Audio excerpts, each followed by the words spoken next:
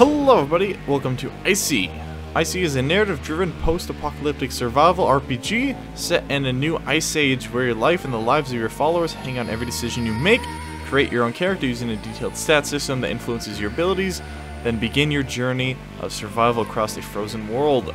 This game's coming out on July 27th on Steam, and I'm pretty excited for it. It's interesting. This is going to be a first impressions video on it, and if there's enough likes, if there's enough support for it, may turn into a full-fledged series lasting anywhere from, like, I don't know, 5 to 10 episodes, depending on how well you guys are enjoying it. We're gonna go ahead and jump right in. So, do you want male or female? We'll be male. We only got 3 pictures to start. Nah, we'll just be the first guy. So when you start, like many games, many RPGs, you're gonna have the basic stat system. You have 7 points to give to body, mind, and word. Let's do that. Not gonna be too strong body wise. Speechcraft, we're gonna upgrade that. Medicine, sure, why not? Stealth. We're not gonna focus too much on like physical prowess. I'm not sure why. I just feel like it. Intimidation, sure, might as well look at that. Speech is definitely, I think in a game like this, good speech is definitely going to be something worth having. And then everything else will upgrade a little bit. Explore and stealth. And we got one more, but I don't think everything costs more than one. So let's just jump right in. It has been 2 years since you lost your memory in a freak snowslide accident. Your saviors that day are now your nomad family. Today is a day just like any other. You were out hunting in the forest with your companion and good friend Jerome. Was that a woolly mammoth? How are there woolly mammoths again if this is supposed to be like post-apocalyptic? Or is it just an elephant that they like glued fur to make it look like a woolly mammoth? Oh, you wake what's that? You wake up into the woods surrounded by the snow and ancient trees. A cold wind is blowing on your face and you suddenly feel that your arms and legs are chilled to the bone. You feel a gentle touch on your shoulder. It's Jerome that woke you up. The baits you two set up, The bait you set up 2 hours ago finally lured a beast. Wake up, we have some prey in sight. He smiles at you and keeps talking. Come on, don't be lazy. Wake the fuck up. Oh, by the way, there will be cursing in this video. You still feel confused and the white, glowy snow dazzles you, but soon you manage to get on your feet. The old man is watching you with a friendly smile, just waiting for your brain to start working again properly. Give me a second. I can barely feel my legs. Be quick. We don't want to watch our dinner running away from us. Look at that majestic deer. Today might be your lucky day. I agree, my friend. It's been months since last time we ate some deer. Let's get ready. Deer gets closer, lured by the bait you placed some hours ago. It's a truly majestic beast, and it could provide food for several days. Let's go ahead and let Jerome shoot. Jerome slowly raises his bow and prepares an arrow. As you want, lazy man. Jerome takes some seconds to aim to the deer, and then shoots an arrow that pierces through the beast's neck. The deer emits a strangled cry, falls on the ground, and quickly stops moving. Jerome turns to you with a large smile on his face. Not a bad shot, was it? He put away the bow and started walking towards the carcass. You get closer to the deer. The majestic beast is dead, and it will provide days of food for your family. Let's get our dinner home. He looks up at the sun. It's not even noon. Hector will have something else for us to do. You can be sure of that. You tie the deer to the strong pole and you head back to the camp. Jerome talks all the way back. Still a little excited about what you're bringing back. Alright, so we're going to grab our little party here and head back to camp. We'll go over all this stuff later. In fact, I don't even know what some of it is because I haven't spent too much time in the game. Just enough to get a little bit of an idea. You were able to see the tents of your camp from a distance. You follow Jerome, then drop the deer on the ground. Well, we are going to eat a fucking deer for dinner. Jerome smiles and puts his hand on your shoulder. Well. Suddenly Goran appears from behind you. You brought us back a week's worth of food. Goran, where are the others? You see Hector coming out of his tent. He doesn't seem to be well. They're hunting south of here. You know Irma, she can't simply stand doing nothing. Hey, you're not looking so great, buddy. You look sick. I'm fine. Hector coughs a couple more times before speaking again. It's just a cold. It won't kill me. Well, this deer isn't going to chop itself into pieces. Let's get started and maybe we'll have time for another run. Let me do that. I'm stuck here anyway. My ankle still hurts. I better not walk around. Go for another run. Try and get as much food as possible. There's a long road ahead. And I don't want to lose time every fucking day hunting. Let's stock up on some food now while we can. Jerome looks at the sun. We have time, so I guess we can go for another run. At least we won't get bored. Not that we don't have a chase. I'm ready. Maybe we can do some rest. Alright, I'm ready. Just don't fall asleep this time. I'm the old one. I'm the one allowed to go randomly to sleep. Come on, let's go. You can take the lead this time. It looks like we're going back to... It seems like the same place. Okay, tutorial hunt. In order to start hunting, enter the forest area and press the hunt button on the right corner. Okay, you're in a relatively open area of the forest where it's easy to walk around. Alright. So it's going to give us several options that take up a certain amount of time and also have a designated risk. So you can quickly scavenge the area, or carefully scavenge the area. We'll go in the middle here. You see a bear looking around. Use a bow. We don't have the other options. Use an explosive to scare the bear away. We're gonna scare the bear away. Alright, the bear runs off. Oh, what the hell? The bear runs furiously and starts heading up towards your group. And we'll use the gun. You shoot and the bear falls dead on the ground. Alright, take everything. And I guess we have to head back to the camp because we used up all of our hunting time. Finally, I really need some rest. You take a glance at the camp. Your companions are talking and taking care of dinner. Looks like everyone made it back safely. Gorn approaches. So, how'd it go? Not too bad. We brought back something else to eat. Come near the fire. Dinner is almost ready. You will need it for tomorrow. Hector seems to be eager to move as soon as possible in the morning. You take your seat next to the fire while others greet Irma, Goron's wife. Irma, Goron's wife, starts giving up plates of cooked meat to the group. Let's all be thankful to our hunters for the meat we're about to eat. Hector coughs after speaking. Will you tell us where we're headed? Not far from here. Tomorrow we'll go scavenging in a town nearby. I hope to find something useful for our upcoming travels. No, I mean, where are we going to end up after the long run? Where will we be spending the winter? We will travel south, far away from any common routes.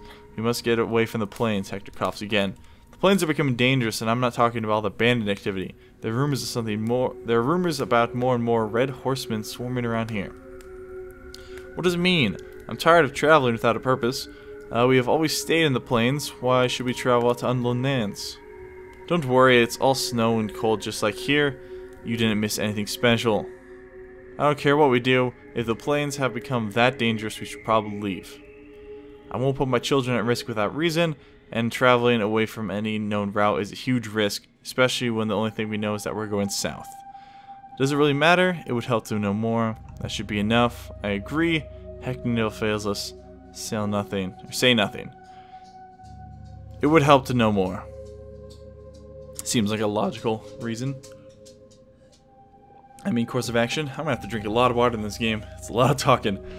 There's no need to worry about that. We've already been south of here. Jerome looks at you, and you should remember that as it where we found you. And then what? We'll keep walking. We'll spend the winter there. Exactly. It'll be a hard winter if we have to spend it walking on the mantle.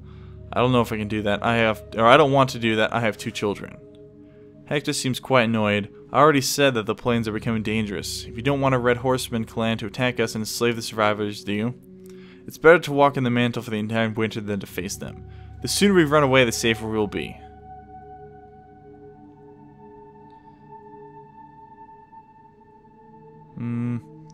Probably it's the best solution for all of us. I trust you, Hector. You seem like a upstanding young man. Old man, whatever. It's the best I've found. I'm not eager to walk on unknown routes either, but at least we won't have to face the Red Horsemen. Am I the only one with a working brain around here? We'll be running into the unknown. Better than dying, damn straight. Yeah, because no one ever got killed because he didn't know what he was about to face. Do as you like, but I already know we'll all regret this. Irma goes inside her tent before giving anyone the chance to say anything. I'll talk to her. I'm worried too, but facing the Red Horseman scares me even more. She will understand eventually. Hector coughs a little before replying. I hope so. I don't want to discuss this ever again. Nothing of importance happens during the rest of the evening. You eventually go to bed and prepare yourself for the next day. You wake up in the morning, hear some voices outside. Hector and the others are preparing the plan for the day. Okay, people. Now we will spread out in pairs and search for anything useful in that small town over there. Especially be on the lookout for any tools. Irma will stay with the children and guard our stuff. If anything happens, you scream. I will go with Jerome Gorman. You will go with Mark. Hector trains you. And you will go with Dimitri. I hope it won't be a waste of time, Goran puts on his backpack. I'm tired of seeing empty buildings. Is there anything particular we need? So looks like we need tools. Or maybe assault rifle. Anything about the area? Okay. Ask about the family needs. Oh, okay, already asked that. Depart. Dimitri nods at you. I'll follow your lead. So looks like we're headed to this little town to go scavenge for supplies. Because that's what you do in the post-apocalyptic world. Okay, so just like hunting, scavenging is going to have time and risk is basically what you're spending. Or risking. Carefully scavenge the area. Decrease the risk. We need to be careful because we really need to find some good. Found a little police station. Appears to be locked up. We can try picking the lock. We could blow a secondary door. Or we could leave. Let's try and pick the lock. You successfully managed to open the door and you're able to explore the building. Okay. So we found, looks like maybe some wiring and a coat. And we'll take everything. Get back before sunset. Oh, I feel like we barely were able to explore. We just found wires and coats. After a couple hours, you managed to reach others at the camp. Goran spots you from a distance and greet you by raising his hand. You can see sadness in his face. What's going on? Uh-oh, Hector is badly sick. He passed out a few hours ago. Now he's in the tent, barely able to breathe. Will he survive? The situation is desperate. We have no medicine to cure this kind of sickness, and he's pretty bad now. You see Jerome coming from Hector's tent, his face painted with suffering. As far as you know, he and Hector have been good friends for a long time. People gather around Hector's tent, and Mark finally asks about him. How is he? In that same moment, Irma comes out of the tent. Jerome sighs. It's over. We couldn't do anything. Holy fuck, why didn't he say anything about his health? You know Hector, he wanted to get us away from the plains. He didn't want anything to stop us. Goran stays silent for a few minutes, and then raises his head and speaks again. I will prepare the body for the funeral. You should go take a break. People scatter around while Jerome comes near you and sighs again. You two are now alone. I met Hector more than 20 years ago, and yet he said nothing, not to anyone, not to me. He just died, leaving a mess behind. Tomorrow we'll need to vote for our new leader, and it will be a mess. Everyone will discuss. I bet Irma will go crazy again, screaming and threatening people. We'll get through this. We always do, but it won't be easy. Rough times are ahead of us. I need to be alone. Call me when Goran has finished the pyre. Jerome walks away and sits alone not far from the camp. After some time, you are called by Dimitri. Everything is ready for the funeral. Everyone gathers around a big stack of wood. After making sure that everyone is there, Goran throws a lit torch on the pyre, which slowly starts to burn, shrouding Hector's body in a dance of bright flames. Jerome has a sad face and says nothing. He just stands in front of the pyre and stays there even after everyone else is gone. You're tired and you proceed to your tent, hoping to get a decent night's sleep. But a terrible scream awakes you in the middle of the night. You see strange lights coming through the fabric of your tent, and you hear the noise of clogs stomping on the ground. You hear gunfiring as well. You're under attack. Alright, during the night, your group was attacked by mysterious bandits. Okay. So it looks like the balance is pretty even. We could engage them, or we can fall back. So we have player HP, group HP, and morale. Enemies have HP and their morale. We have ammo, grenades, smoke bombs, and Molotovs. So we're going to go ahead and engage them in the fights.